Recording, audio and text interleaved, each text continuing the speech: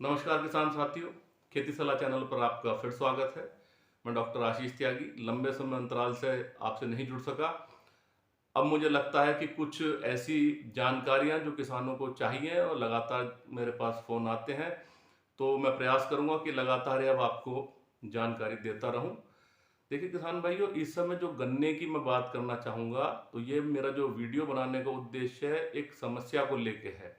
इस समय कई किसान भाइयों के मेरे पास फ़ोन आ रहे थे और वो अपने खेत में एक फड़का सा होने की शिकायत कर रहे थे। जब मैं इस बारे में पहली बार सुना, आपसे कुछ 10 12 15 दिन पहले, तो मैं भी नहीं समझ सका कि ये किस तरह का फड़का है। कुछ किसानों ने मुझे फोटो भेजे जो मुझे पायरिल्ला से मिलते जुलते लगे, और जब मैंने फील्ड पे जाके देखा खेत पे, तो जी हाँ, इस बार पायरिल्ला जिसका कोई समय नहीं है आने का, ये बाद में आता है कुछ जो जुलाई के आसपास हर साल, अगर आता है तो। ये हर साल आता भी नहीं है, लेकिन इस बार जो मैंने खेत पे देखा तो असंख्य है। एक खेत में बिल्कुल जहां जहां हम कदम चलते तो उसके आगे आगे इस तरह के जो फड़की जिसे कह रहे हैं, ये ब्राउन कलर की, भूरे रंग की उड़ती हुई दिखाई दे रही है। देखिए आप स्क्रीन पे इसको देख रहे हैं। इसका नुकीला जो नोक के आकार के जो मुंह की तरफ जो बनी हुई है, इससे साफ आप इसको पहचान सकते हैं कि ये पायरिल्ला है। पायरिल्ला मतलब गन्ने का चूसक कीट। जैसे कि आम का फुदका आम में से रस चूस लेता है, बिल्कुल ऐसे ही ये पत्तियों से रस चूस लेता है। और अगर इसको समय पे नियंत्रण नहीं किया जाता तो ये पूरी की पूरी पत्ती को पीली पड़ के और बाद में सुखाने में सक्षम है। गन्ने की पैदावार में को कम करने में बहुत खतरनाक रोल, खतरनाक भूमिका अदा कर सकता है। गन्ने में परता की मात्रा को घटा सकता है। तो कुल मिला के ये अगर जिस साल आ जाए, उस साल गन्ने के खतरनाक कीड़ों में गिना जाता है। लेकिन मेरा मकसद इस वीडियो में कहने का कुछ और है। कई किसान भाई इसको कह रहे थे कि डॉक्टर साहब, हमारे खेत में तो बहुत सफ़ेद तितलियां उड़ रही हैं, टॉप बोरर बहुत जल्दी आ गया है, हम कोराजन लगा दें। या कुछ कुछ ने इसको देखते के साथ ही कोई खतरनाक, यानी खतरनाक से मतलब सिंथेटिक सिंथेटिक जो पायरेथ्राइड ग्रुप होता है, चाहे वो साइपरमेथ्रिन हो या कुछ और खतरनाक बहुत जहरीले विषयुक्त रसायन, खेत में इसको देखते ही लगा भी दिए। किसान भाइयों, बहुत जानकारी की अभी ज़रूरत है।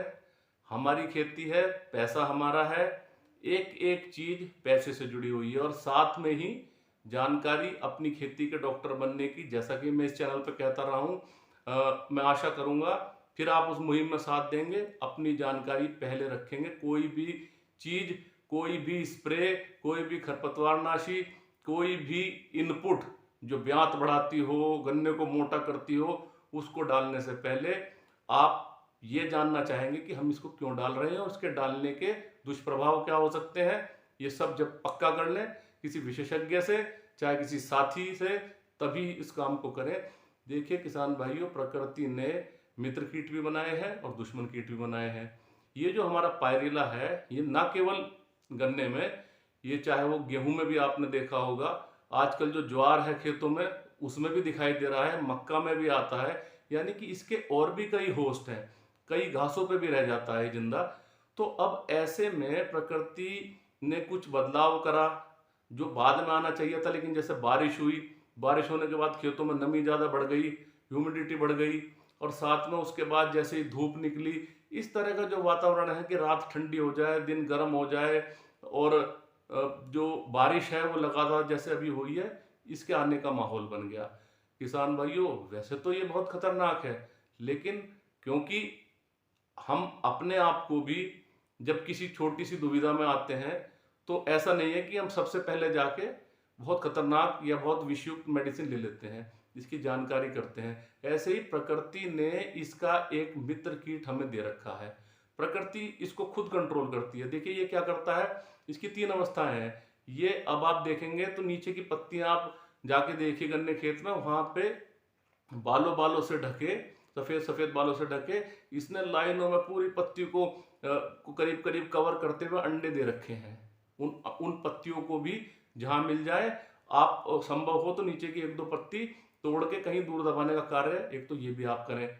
इसके अलावा अब जब ये इसमें से अंडे हैं, ये अंडे जो निकलता है फूटने के बाद, तो इसमें से दो टांग वाला देखिए पहचान बता रहा हूँ, वी शेप, पीछे की जैसे वी उल्टा कर दिया हो, जो ABCD के अक्षर है वी, तो वी को उल्टा कर दिया हो, ऐसे दो टांगे निकली होती है जिस बाल बाल से होते हैं, जो इसका शिशु है, निम्फ है। और उसके बाद ये बन जाता है एडल्ट, जो मैंने आपको पहले भी दिखाया था और अब भी दिखा रहा हूँ, ब्राउन कलर का और आगे से नोकदार। ये दोनों ही रस चूसने का काम करते हैं फसल में, शिशु भी और जो आपका जो व्यस्क कीट है। अब ये जो इसकी व्यवस्था है, इसको मारना बड़ा कठिन है किसान भाइयों। हम सोचते हैं कि हम इसको किस स्प्रे करके मार देंगे, जैसे जैसे स्प्रे होता चला जाता है ये आगे की तरफ उड़ता चला जाता है, और फिर जिस तरह से हम सोचते हैं कि हमें रिजल्ट मिलेंगे, वैसे रिजल्ट हमको नहीं मिल पाते हैं। जो मैं आपको इसका जो मित्र कीट बताया है मैंने आपको, एप्रिकेनिया, ये इसको पूरी तरह से कंट्रोल करने में सक्षम है, बशर्ते हम थोड़ा सा पहले धैर्य करें। देखिए ज्वार के खेतों में इसका जो मित्र कीट है, जिसकी मैं बात कर रहा हूँ एप्रिकेनिया की, वो देखा जा रहा है, और कुछ गन्ने के खेतों में भी देखा जा रहा है। तो पहले तो आप पायरिला पहचानिए, जो मैंने आपको बताया कि किस तरह का उसका शिशु है, किस तरह का उसका वयस्क है।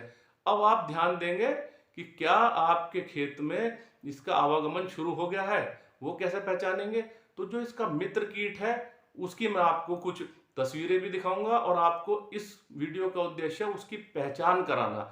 देखिए किसान भाइयों, इसमें क्या होगा कि आपको इसके जो कुकून है, जो प्यूपल स्टेज है, जिसमें से तितली निकल के आएगी मित्र कीट के की, वो मैं आपको दिखा रहा हूं। इस तरह के पत्ती पे दिखाई देंगे, इसमें से काले से रंग की तितली छोटी सी निकल के बाहर को चलेगी।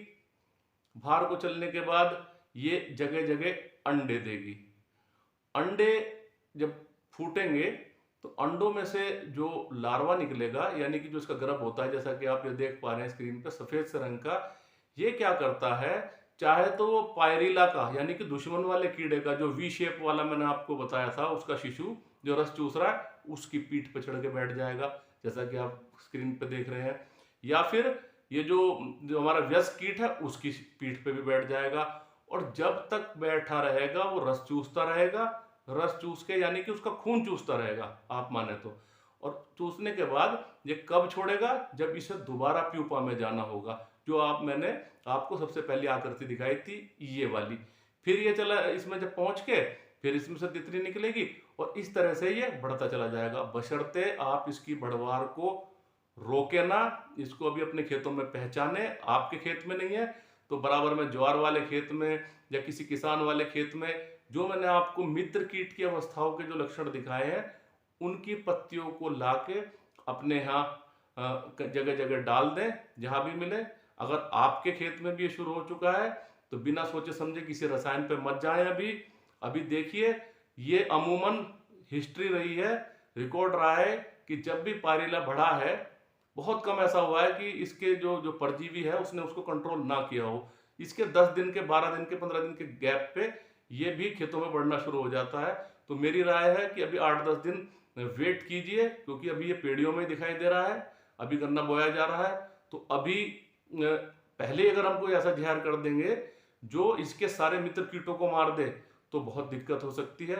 तो पहले आप इसको पहचानिए, थोड़ा थोड़ा हल्का हल्का खेतों में नमी बनाए रखिए, बहुत ज्यादा पानी नहीं भरना है, जिससे कि इसके जो परजीवी है इसको बढ़ने में आसानी होती है।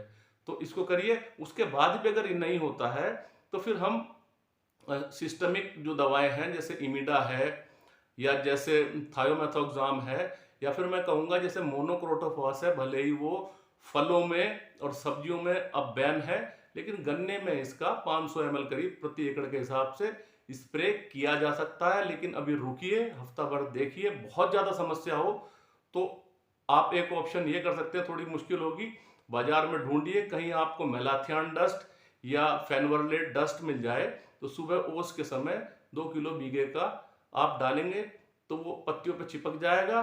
तो अगर वो उस समय उड़ के भी कहीं चला जाएगा, लेकिन जब वो दोबारा बैठेगा, उसके संपर्क में आएगा, तो लंबे समय तक वो उस रसायन की जद में आने की संभावना बनी रहेगी।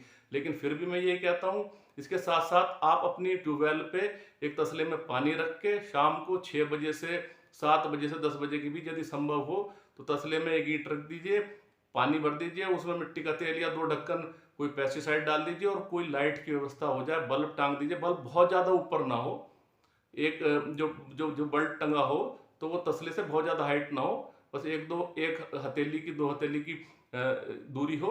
और उसमें अगर वो रात के टाइम, क्योंकि ये जैसे अंधेरा होने को होता है तो आकर्षित होता है पानी की तरफ, प्रकाश की तरफ, तो प्रकाश में जब ये आएगा उससे टकरा के ये जब तक, क्योंकि हमें हफ्ते 10 दिन निकालने हैं, तो ऐसी व्यवस्था आप खेत में बना सकते हैं। किसी भी प्रकार का इस वीडियो से संबंधित मैं कोशिश करूंगा कि अब मैं लगातार ही वीडियो बनाता रहूं, क्योंकि जो जानकारी मुझे है, मैं समझता हूं जैसी भी जानकारी है मैं आपको देता रहूं। आप भी अपना सोचें कि ये जानकारी आपके लिए कहाँ तक सिद्ध है और उसके अनुरूप कार्य करें। मैं आशा करता हूं कि किसान भाई बहुत अच्छे से खेत की तैयारी कर रहे होंगे, खेत की शुगर केन जो आप लगा रहे हैं, और कुछ किसानों ने लगा भी दिया है, करीब करीब बहुत समय से लगाया, तो 1 महीने करीब उनको होने भी जा रहा है।